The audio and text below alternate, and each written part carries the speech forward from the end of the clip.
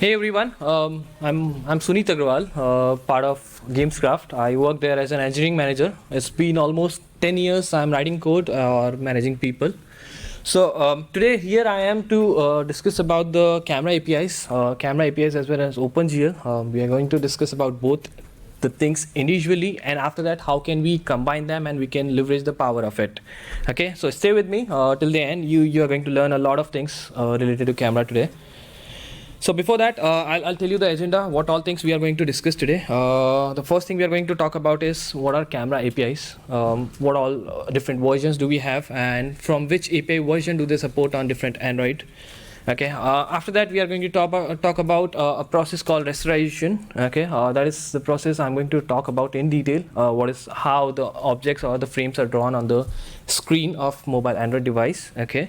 The third thing I'm going to talk about in detail is how GPU is involved there. Okay, in terms of drawing your frames, how GPU is going to take over and going to manipulate your frames. Okay, then we are going to talk about the OpenGL. What is OpenGL exactly? Does your Android phone has that OpenGL? If particular one, which version does it have? Okay, and how can you leverage it? Okay. After that, we are going to talk about what are vertex shaders and fragment shaders. So these are basically required to manipulate every frame. Okay, maybe beautification, maybe some effects or something. So we are going to talk about that. We will along with some examples. Okay, and at the end we are going to talk about the real life use cases. How can you implement it, or how can you leverage it? These two things, the camera APIs and OpenGL, into your application. Okay.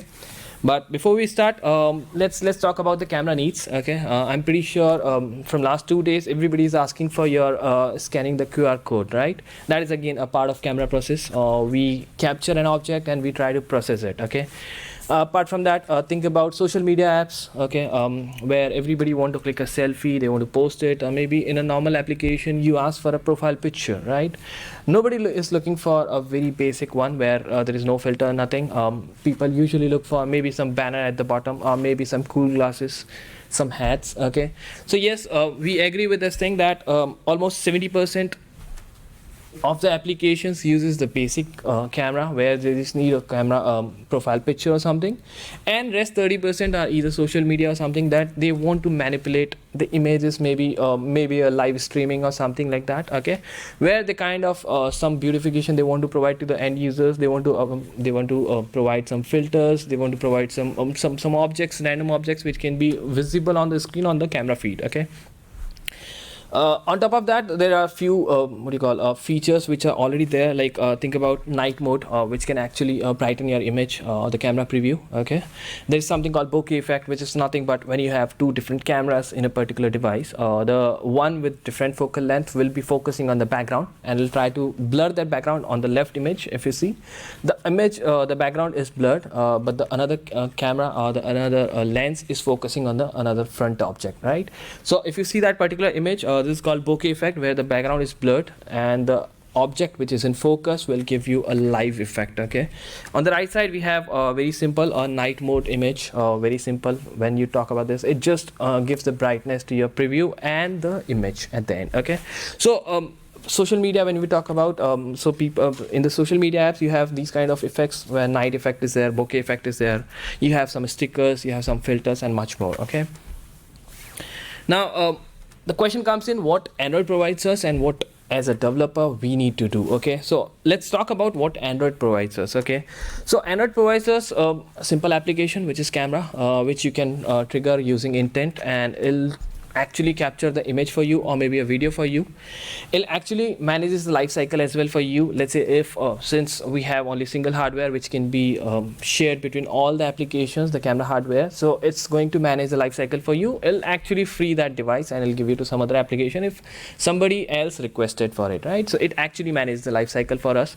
It actually controls the front camera or back camera. Let's say if you want to switch between these two, it's very simple. When we talk about it, it's just that you need to initialize the camera and you need to flip the camera. That's it. Very simple, right? So at the end, when we talk about the Android, what Android provided us, it actually provided the camera application which you can trigger using an intent, and you can either get an image pack or maybe a video pack, right? Now, let's talk about the camera APIs. What do you have all from the Android? I think we all know that we have 3 camera APIs, but I'm not going to go into details because this is not about which camera APIs we are going to use, but we are going to talk about in general. But let's have a look at least what all APIs do we have. So we have camera 1, which is there from a long time, okay, which was there. Now it's deprecated, people stopped using it. Then we got camera 2, which is above API 21, which is Android 5.0. Okay, and the latest one is Camera X. Okay, Camera X is very powerful. I personally used it. It's still they are still developing, and they're enhancing the features, but I really find it very powerful. When I talk about Camera X, Camera X gave us direct features like HDR mode, okay, face retouch, bokeh effect, and night effect. These effects are already there, so you don't have to do anything much. You just trigger your camera and maybe you can click an image.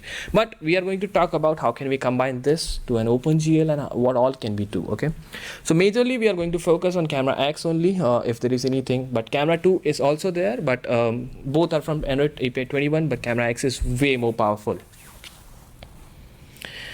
Now, can a camera API click picture? Very simple question. I mean, if my application just want a profile picture, why should I be bothered about what is OpenGL and what should I do with that? Okay, the question is very simple. If the camera API can do it for me, why should why should I be bothering about this? So yes, the question is right. The answer is very straightforward. Yes, it can do it. Like I mentioned before, you just need to trigger an intent and start any activity or any application which supports that is going to catch it. The application is going to click an image for you or maybe a record video for you, and it'll give you back the path of the image or the video, right? Very straightforward, but you cannot do much there. It's not like that you can put some filters there, or maybe you can draw anything there, right? So at the end, we are losing the power that we have as a developer or as what we can provide to the end user. Very straightforward. It's just that I need a click. I want to click a profile picture, I'll trigger an intent, I'll get the image back. That's it, that I can upload to my server. Now think about the applications who want to actually leverage the power of OpenGL, right? Where think about major use cases, social media apps. So we are going to look at the use cases, but yeah, we don't want to lose the power. Then we need to have a look about what all can we do. So yes, when I talked about yes, we lost the power when we asked the API to click a picture for that. Actually, we lost the power. What do I mean by that? Okay, so look at the left side process. The left side one where we did is from our application we just triggered an intent, and the application, mostly the camera application, default camera application, is going to catch that. It's going to click a picture for you. I'll first show you the preview. Okay, the user it can click a picture, it can record a video. The user can flip the camera from front to back, and they can click a picture, and at the end we are going to just get the URL or URI of that particular file. Okay, but when we talk about let's say if we want to take a control, let's say we are just going to get the raw frames from the hardware, we want to show it in our application, the preview. We want to capture the application and show it to the end user. In that case, we need to take the control of the entire flow. Okay, what do I mean by that? I'll have that detail in the upcoming slides. Okay, before that, let's before I get into detail about how do we get the frames from camera and how do we preview it on the screen, before that, let's talk about how the in general drawing of any frame on the screen works. Okay, it's very simple. When we talk about a recycler view, when we talk about any layout, okay, then it's not something that will be visible to the or this is not something that our GPU understands. Okay, GPU only understands pixels. When I say about pixels is nothing but polygons, very small polygons, which will be filled by multiple colors. Okay, so if you see at the screen right now, when you think about a button, how that button will be drawn on the screen, it's nothing but when you see at the bottom side, it's small triangles, which we call it low polygons. Okay, and each and every polygon will be filled with some colors. Okay, so this works on polygons. Anything which you see in your device works like this. It's never visible like recycler view or something. That is only up to CPU. After that, when it goes to GPU just converts it everything into multiple polygons and show it like this. Clear example of this button. This button is divided into multiple polygons, and those polygons will be filled by colors. That's it. Now the question comes in, what is OpenGL and how that is going to help me out in terms of manipulating the camera frames and all those things. Okay, so what is OpenGL? OpenGL is cross-platform API to render 2D objects and 3D vector graphics. Okay, anything that you see on your screen is still managed by OpenGL. Okay, if you are aware or not, but at least any phone has an OpenGL. I'll show you the details. But yeah, anything that is visible to your screen is not managed by CPU, but that is managed by OpenGL. It's just that, very straightforward. Whatever you see is OpenGL. Okay, this API is actually used to interact with the GPU for drawing anything on screen. Anything that you see on your screen is managed by OpenGL, whether it be a button, whether it be a recycler view or any other layout, right? So maybe similar way the camera preview can also be seen, just that we want to manipulate it. Okay, so yes, below are the OpenGL versions. So Android uses the embedded system version, OpenGL ES. We have different versions. I think 3.2 is the latest one. But again, at the end, it's not a guarantee that every phone has the latest one. Nowadays, everyone is coming with more performance optimized and all. So yes, we do have mostly on 3.0 above. Okay. Now, I mentioned about a key term called rasterization. Okay, so what is rasterization? We might need this to understand in order to understand the further slides, that how can we manipulate the camera frames in order to achieve our filters and other things, right? So what is rasterization? It's basically taking process of taking objects like buttons, shapes, and turning them into pixels in the texture on the screen. Like I mentioned, anything that you see will be drawn using very small pixels. That's the reason you get okay, how many megapixels is your camera is, or how many pixels are there in your screen, right? So the more number of pixels, the better quality of your screen will be. That's the reason more pixels, it's more quality, right? So yes, converting shapes into small polygons, like I mentioned, and filling polygons with colors, which is nothing but your pixels on the screen. Very simple, straightforward. Now, anything that you see is directly that. When I talk about camera is also converted into similar fashion, where you get each and every frames. Maybe the best case, you'll get 60 frames per second, and you are going to preview that on your screen. So that is again drawn using those pixels, very small pixels that give you the quality of your image. So similar way, I'm going to explain the rasterization. On the left side, you have a very black and white polygon, which is an image of fish. Okay, and the right side you have the colors that need to be filled in that. Okay, this all comes under CPU. CPU is going to do all the manipulation. CPU is going to just do all the calculations. Let's say if we say we want to show this image view, and this image need to be shown there, right? So at the end, CPU is going to pass everything into GPU using OpenGL. Okay, and OpenGL is going to do the visibility part, where it will be visible to your screen. So at the end, it's a lot of process on the GPU side. Okay, in order to show each and every frame on your screens. Now, how GPU is involved, that question comes in, because again, at the end, anything that need to be in order to be calculated, that is done by CPU, right? So GPU is nothing but the process of rasterization is managed by GPU. The process of drawing anything on your screen is managed by your GPU, right?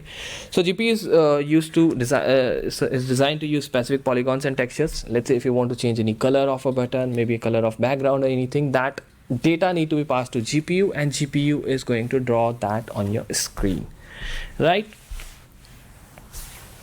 Now, in order to preview the camera view, the camera, basically the feeds that you're getting from the hardware, there are 3 different views that you can use in order to preview any camera frame. Okay, among these, the first one is surface view. It's the oldest one, which older phones were using. Nowadays, nobody uses it majorly, but it's still there. Okay, so again, very limitations were there. Okay, cannot be moved or animated as it opens in a new window. Older phones has it. I don't remember I'm using it anymore now. Okay, the second one is texture view. Texture view is something that cannot be moved. When I say moving, it's about the objects that are moving inside. It'll be still. Okay, so cannot be moved and animated because this requires hardware acceleration. I'm not sure if all of you have heard about hardware acceleration or not, but in the manifest file you need to define it, whether that hardware acceleration is required for you or not, right? The third one, which is really popular one, is a GL surface view. It's an implementation of surface view that uses dedicated surface for displaying OpenGL rendering. Okay, so we talked about a lot of things. We talked about camera APIs. Camera APIs are nothing but that gives you the frames, maybe 60 frames best case in a second. Okay, second thing we talked about OpenGL. OpenGL is basically for drawing the feed on your screen, right? So we have two building blocks. One is to get the to capture the frames from your hardware. Second thing is to draw your frames on the screen. Now, what all can we do in between? Okay, so we got the frames from hardware. We want to show it to the end user, but we want to manipulate it in between. Okay, we want to show it some kind of effect, maybe black and white effect, maybe some CPI effect or something, some grayscale effect. Okay, so we want to actually manipulate all the frames that are going to be visible on the screen. So we are getting the frames from hardware using API, camera APIs, and we are going to show it on the OpenGL using GPU. But we want to, in between, we want to manipulate each and every frame, right? So can we manipulate it? Can we process it? Can we detect a face in between? Let's say I want to show some cool glasses to the end user. I want to detect the face and I want to show the cool glasses on the user face.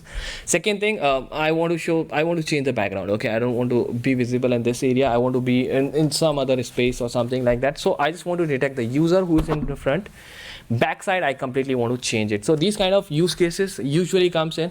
We have other applications as well who are doing this, but let's assume we want to do it. Okay, so yes, we are getting the frames. We want to detect the object inside this, and we want to do any kind of manipulation. We want to put some object, we want to detect a face, we want to detect a QR code, or maybe anything. Okay, then question comes in, how can we do it? Okay, if we got the frame, if we got the frame from the camera, how can I manipulate it? Okay, so the answer lies between how OpenGL works. Okay, if we understand that, we will be able to at least manipulate each and every frame very easily. So when I talk about OpenGL takes inputs in two format. Okay, one is vertex shader and second is fragment shader. Okay, when I say what is vertex shaders are nothing but arrays which are going to define the places from which all the polygons are designed. Okay, very straightforward, which object is starting from which particular coordinate and which is ending at what coordinate. Okay, it's not about the entire object, since they are divided into multiple polygons, so you have a lot of data. When I say about fragment shaders are nothing but which color need to be filled inside that particular polygon, or let's say inside that pixel. Very straightforward, which color will be filled. If you can manipulate that, you can definitely convert your image into anything else. Okay, so GPU or OpenGL takes inputs in two format. One is vertex shader and fragment shader, both at the same time. Okay, now look at how can I manipulate the camera preview. So this is one of the example, very straightforward, very basic. Okay, this is a fragment shader that I can pass to OpenGL. Okay, when you see the yellow color code, there are three lines, which is color R, color G, and color B. Okay, these are very basic primary colors. What I did is basically I added them and divided it by 3. So I just converted each and every scale into 0 to 1, a combination of 3. So when I add all 3 colors on 100%, you will get a black color. When I add all 0, I'll get a white color, right? So the output will be very straightforward. You get a preview of just black and white image. If I go back and if I look at the code again, it's simple. I am just adding the R and G and B, the red and the blue and the green components. I'm just adding them and passing this into my fragment shader, nothing else, right? So very straightforward code, very small, and at the end we are getting this particular output. It's not only one image, it's the entire preview of the camera that you are getting. Okay, so in this camera preview, instead of a natural image or the camera natural preview, you are getting a preview of basically black and white image. Very straightforward. Let me show you some other example. Okay, in this we are just inverting the color. When I say inverting the color, I'm just subtracting the actual color value, which is between 0 to 1. I'm subtracting that from 1. Okay, so a black color will be converted into white color, a combination of other colors will be converted into the inverted color. Okay, if I see the again yellow color code, it's very straightforward. One subtract the color component, the red color, the blue color, and the green color, and I'm passing that again to the OpenGL. Okay, output is very straightforward. Actual image is to the left side. To the right side you have inverted preview basically, which will be visible to each and every frame on your process. Okay, so any camera preview that you see, you can apply this inverted color. These were the very basic filters that you can because the code was very simple, but using a lot of manipulations, using a lot of calculations, you can come up with any possible filter, right? You can have a particular area which will be just blurred. Okay, you can have an effect at the end which can be visible on your camera preview. So then these kind of preview that you can provide if you take a control of drawing the camera frames which you are getting. Okay, these are not just the limitations or again there's no limitation there. It's just that whatever shader or whatever filter you want to draw, let's say if I want to change the background, just that I need to manipulate my fragment shader, whatever I'm passing it to my GPU, and that will take care for drawing all the things. So code is not that difficult if you see, very straightforward outputs, but every frame will be manipulated and every frame will be visible like inverted color. Now the question comes in, these were very simple filters. How about adding an object? Maybe a funny person jumping in front of my screen, let's say I'm visible, or let's say I want to send a very funny video to my friend. Okay, my eyes will be bigger and all those kind of face features I want to change. Okay, so the question comes is, can I add custom objects on that? Okay, maybe I want to add a cool glasses, or I want to add a hat on my face whenever camera preview is visible. I'm pretty sure any social media you might have tried which is doing that. We have a lot of social media apps who has those kind of cameras where they put a lot of objects on your face. Okay, after detecting the face points, they just put the other objects on your face, right? So yes, we can actually process the frames we get from the Camera API. It's just that you need to see the limitation, because if your phone is really high end and you're getting 60 frames per second from your hardware, you cannot manipulate each and every frame. We are going to talk about the limitations there in the upcoming slides, but you'll definitely see some kind of lag because we cannot process each and every frame in a second. Okay, whatever frames you're getting, you cannot process all frames in 1 second. Okay, so we are going to talk about that, but definitely we can figure out the background, we can figure out the objects in the image, we can process the face, we can do any kind of manipulation in terms of adding the object, right? Since we get the coordinates of object in the preview frame, we can add our object in that particular frame as well. So maybe I want to add a table on this thing. I'll show you the real life examples, but yeah, I can do anything in terms of, okay, I want to do this particular object on all the camera frames, right? So those again, along with the limitations, you can achieve all these things. Definitely we are going to look at the real life cases, but yes, adding an object to a camera preview is possible. Now the question comes is this efficient? Again, processing each and every frame that you're getting from the Camera APIs, where you are going to take the control for previewing it, okay, on your OpenGL using GL surface view, right? Is this efficient? Is this efficient to actually process each and every 60 frames that you're getting from the hardware? See, again, technically it's not possible. So what do people do is basically they skip some frames. Maybe they just process 2 or 3 frames within a second. They try to figure out what is the maximum change. Okay, that's the reason there is some delay when you try those social media apps and it try to detect your face. It gives you some delay because they also process 2 to 3 frames within a second. After that, they put some object maybe on your face, maybe they'll put some mustache or something like that, right? So that delay is basically, a reason being behind that delay is because you cannot process each and every frame. That's the reason when we process, when we scan any QR code, it takes some time to process that and it gives you the output after that, right? So yes, whenever you draw a sticker also on a camera preview or the live preview that you see, it takes some delay because not any app can, it's impossible to process 60 frames, right? Our devices are not capable for that, but at least if you write the right algorithm, if you skip the right frames, okay, maybe by processing 2 to 3 frames maximum per second, you'll be able to achieve the best result. Now, can we record? So it's all about, so far we have seen that we are getting the frames from the camera. We are manipulating them. We are putting some vertex shaders or fragment shaders on top of that. And we are showing it to the preview. Okay, we are getting the frames continuously. It's getting manipulated and it's visible to the screen. Now the question comes in, I want to actually record that video. Okay, in the output also, I want the same kind of effect or maybe the same stickers or something like that. So the question comes is it possible to record those manipulated frames? Since we are able to detect the object in the frame, we are able to add the object on top of that. Once that is done, I actually want the output or the image or the video completely with that particular effect or with that particular object in the frame, right? So yes, anything that gets manipulated is stored in a form of byte buffer. So you can record it and you can export it in a form of any image or maybe in a format of video, right? So anything which is visible to your OpenGL screen or anything that you manipulate can be recorded. A video will be along with that particular filter or anything that you added on that frame. So these are real life examples. If you see, this is a video call screenshot. If you see here, a lot of people have added some objects on the frame. On the left side, second row, the face was detected, then the glasses were added, okay, and there was something added at the head, okay.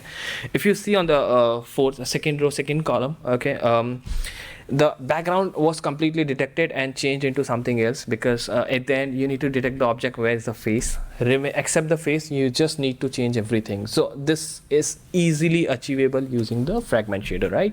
But it's just that whatever feeds that you are getting from the camera, you need to manipulate it. You need to figure out the object within that, maybe face, maybe some surface or something like that, or maybe background, and you need to change that, right?